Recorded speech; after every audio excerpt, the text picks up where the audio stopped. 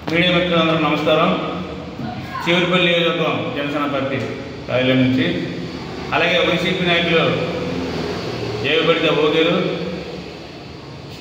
Super 6ని అమలు చేయలేదని చెప్పడం వైసీపీ నాయకులు చాలా విడ్డూరంగా ఉంది. ఈరోజు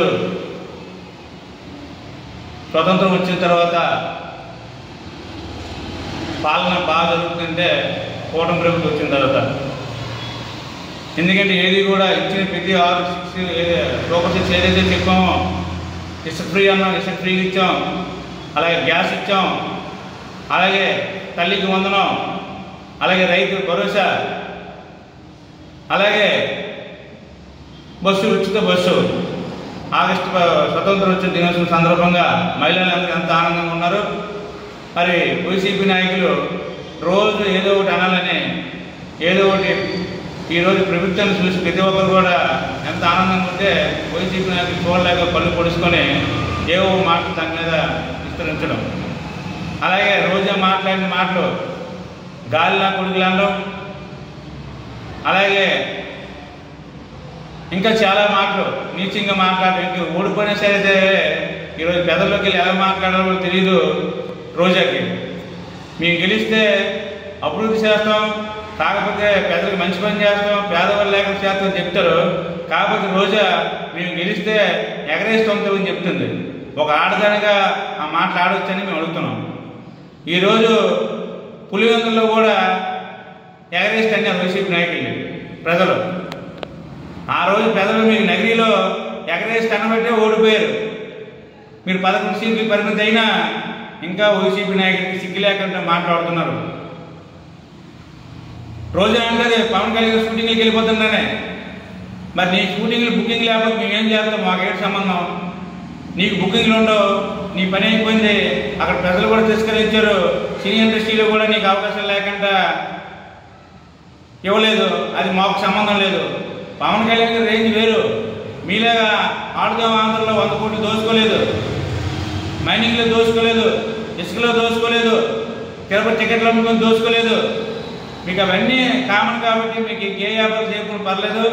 పవన్ కళ్యాణ్ సినిమా చూసి తీసిన ఆటప్పుడు కూడా పేద ప్రజలు పెంచడానికి అతను పనిచేస్తాడు తప్ప మీలాగా దోచుకొని రౌడీలు పెంచి గోండాలు పెంచడం మా పార్టీకి తెలియదు, మా కూటమి ప్రభుత్వం తెలియదు. ఈ రెండు గోండా యుద్ధం, రౌడీ యుద్ధం ఈరోజు ఎక్కడ పుట్టిందో అక్కడ ఈరోజు కుప్పంలో ఓడిస్తామని చెప్పి ఆ రోజు మాట్లాడారు. మీరు పులివెందుల్లో ఓడిపోయారు. మీరు కుటుంబాలు ఎడతెత్తం చూశారు, మీ కుటుంబాలే మీకు దూరం అయిపోయారు.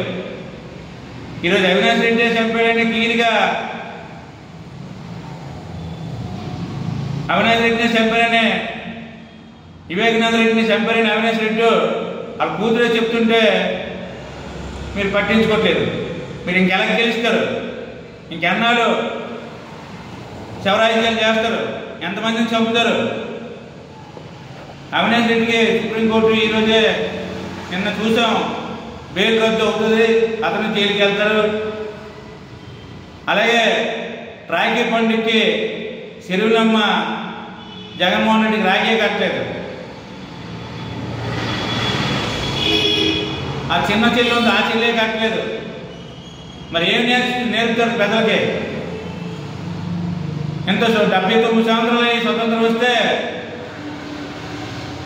జెండా జగన్మోహన్ రెడ్డి మరి ఎవరి మీద ప్రేమ ఉంటుంది? భారతదేశం మీద ప్రేమ ఉండదు, ప్రజల మీద ప్రేమ ఉండదు. ఇప్పుడు డబ్బుల మీద పదవుల మీద ప్రేమ తప్ప మీకు ఇంకే దాని మీద ప్రేమ ఉండదని జనసేన పార్టీ చెప్తున్నాం. ఇంకొప్పుడు కూడా అవాకులు చవకులు వెంకటరెడ్డి, పేర్నాని, కొడాలని వీళ్ళందరూ కూడా నోటికి వచ్చినట్టు వాగడం వల్లే ఈరోజు పెద్దలందరూ కూడా మీకు బుద్ధి చెప్పారు. దానికి తగ్గట్టుగా మంచి మాట్లాడి పెద్దలకు మంచి చెప్పండి. 24 గంటలు దోపిడీలు, దొంగతనాలు, గంజాయి కాసిన వాళ్ళకి, గంజాయి అమ్మిన వాళ్ళకి, బూతులు తిట్టిన వాళ్ళకి సపోర్ట్ చేయకండి. అలాంటి వాళ్ళు చేస్తే ప్రతి ఒక్కరికి ఇదే పరిస్థితి వస్తుంది. ప్రజలే బుద్ధి చెప్తారు. జై జనసేన.